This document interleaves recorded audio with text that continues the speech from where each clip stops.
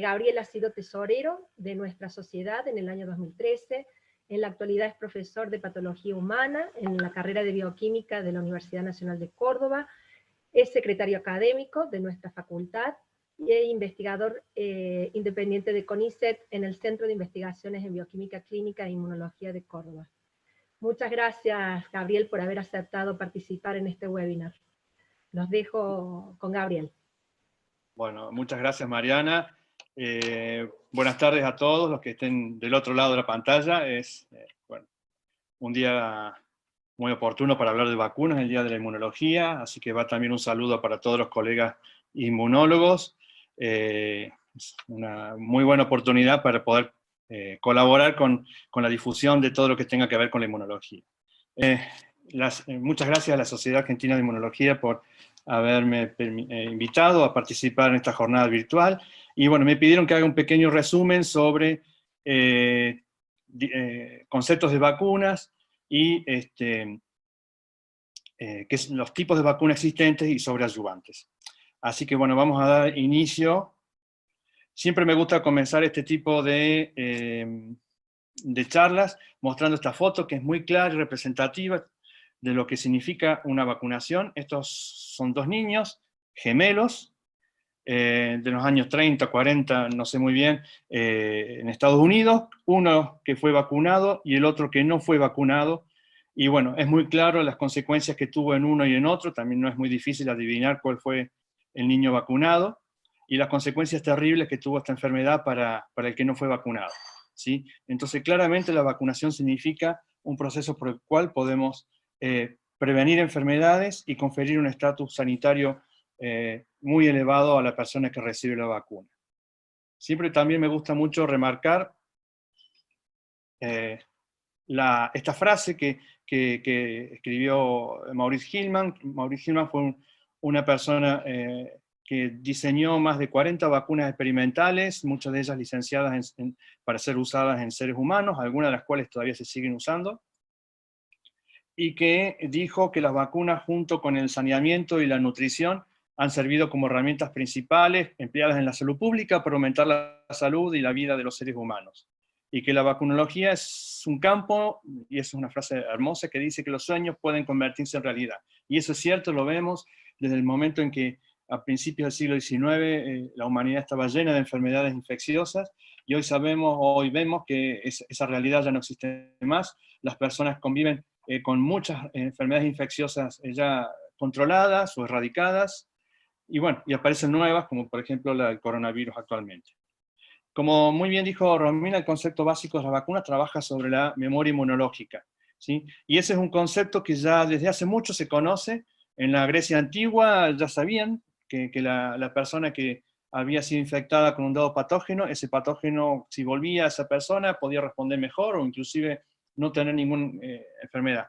Por ejemplo, en el año 400 y pico antes de Cristo, una plaga asoló a Atenas en el momento de una guerra.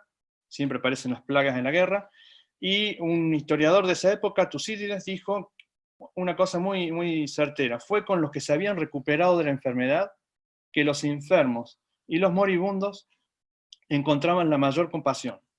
Estos sabían lo que era por experiencia, y ahora no tenían miedo por ellos mismos, porque el mismo hombre nunca fue atacado dos veces, nunca al menos fatalmente. O sea, ya en esa época se tenía ese concepto de que había algo que una vez que uno tuvo el agente infeccioso, lo protege ante una nueva exposición, y eso es la memoria inmunológica. Básicamente, una vacuna es un proceso por el cual el sistema inmune conoce el agente agresor antes que éste llegue, ¿sí?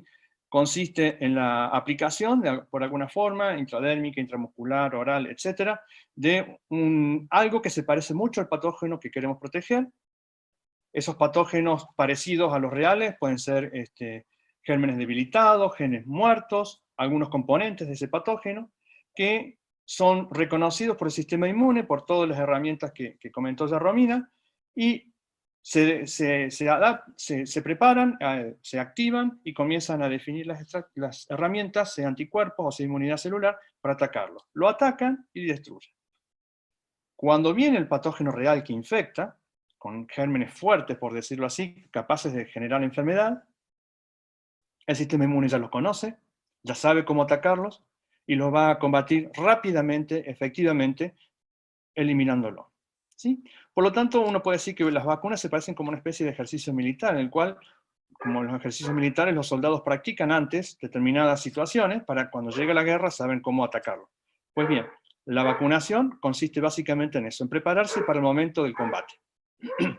Y se puede definir que una vacuna es una preparación viable o inerte que es utilizado como inmunógeno para conferir inmunidad. Y esa preparación está formada por un microorganismo que puede estar completo, que puede estar en condiciones de infectividad o no, o algunos de sus componentes de esos microorganismos.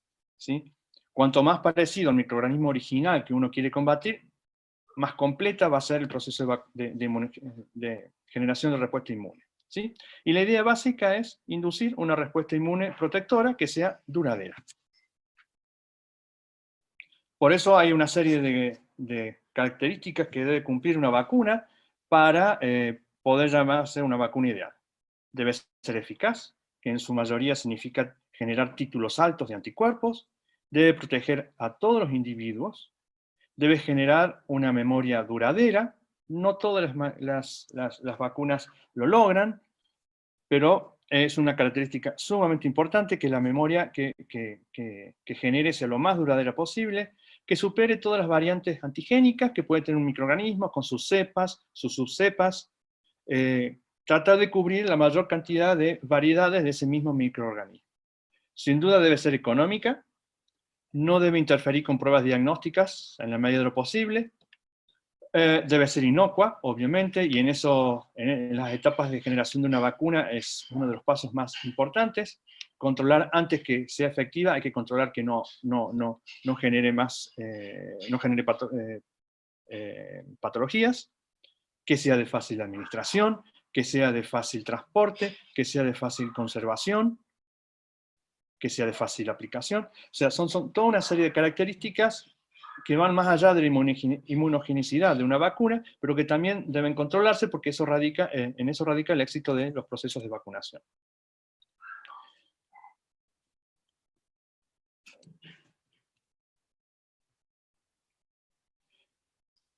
Hoy en día mucha gente que no está muy a favor de la vacunación dice, bueno, yo me agarro la varicela, total, si me agarro la varicela ya está, y nunca más voy a tener varicela.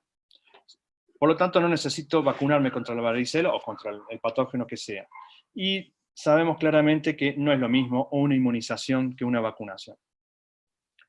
Una inmunización por contacto con el microorganismo, sí, genera respuesta inmune, pero también sabemos que genera daños y lesiones de variada extensión, incluyendo la muerte. La gran ventaja de las vacunas es que permite obtener una respuesta inmune muy parecida a la que se obtiene con el agente infeccioso, pero sin que ocurran lesiones. Y otro aspecto muy importante con la vacunación, que lo dijo un poco Romina al final, es que tiene un contexto solidario la vacunación.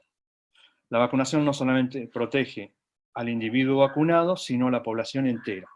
¿Por qué? Porque hay una situación que se denomina efecto rebaño, que lo hemos escuchado bastante últimamente a raíz de las infecciones con coronavirus, y radica en el hecho que las personas sanas, que no están vacunadas y no son inmunes frente a un dado microorganismo, que son acá las personitas azules, cuando entran en contacto con una persona que está infectada y por lo tanto es contagiosa, esta persona contagiosa encuentra el microorganismo que lo infecta encuentra muchos huéspedes posibles rápidamente que a su vez van a ser nuevos agentes transmisores.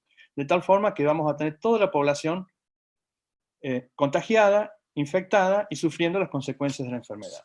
Cuando uno se vacuna, cuando aparecen personas vacunadas, estas personas vacunadas comienzan a constituirse en barreras que el microorganismo no puede invadir y por lo tanto son personas que no se van a contagiar.